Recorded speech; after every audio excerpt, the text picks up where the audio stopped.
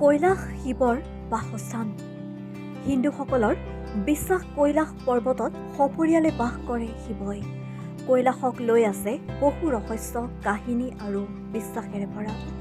এই ৰহস্যময় পৰ্বতটোৰ বিষয়ে বহুতো বস্তু এতিয়াও মায়াময় হৈ আছে।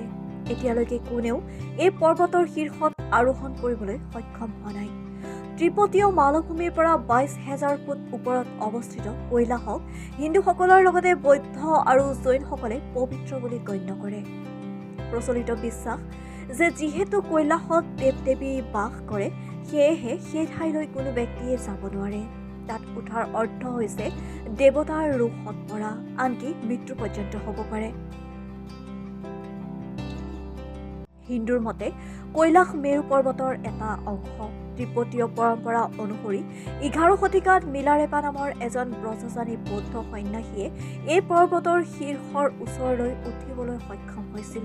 তেওঁ তাৰ পৰা উভতি আহি সকলোকে সতৰ্ক কৰি দিছিল যে ঈশ্বৰৰ ঘৰলৈ নোযোৱাই ভাল। তাৰ পাছত বহু লোক তালৈ যাবলৈ চেষ্টা কৰিছিল, কিন্তু তেওঁলোক হয় বিপথে গৈছিল, নহয় বা প্ৰতিকূল বতৰৰ বাবে মৃত্যুবৰণ কৰিছিল। কৈলাশ পৰ্বত এটা পিৰামিডৰ দৰে। বহুতে ইয়াক পৃথিৱীৰ কেন্দ্ৰ বুলি কয়। ইয়াক কছমিক এক্সিট বা ৱৰ্ল্ড পিলাৰ বুলিও কোৱা হয়। বিশ্বাস কৰা হয় যে কৈলাশৰ স্বৰ্গ আহি পৃথিৱীলৈ মিলিছে। কোৱা হয় যে কৈলাশ পৰ্বতৰ পৰা উভতি অহাৰ পাছত হঠাতে নখ বা চুলি ডাঙৰ হৈ যায়। শুনিব পোৱা মতে কেইজনমান চাইবেৰিয়ান পৰ্বতাৰোহী কৈলাশ পৰ্বতৰ নিষিদ্ধ অঞ্চললৈ গৈছিল। সেই সময়তে তেওঁলোকৰ বয়স কেইবা দশক বৃদ্ধি হৈ গৈছিল।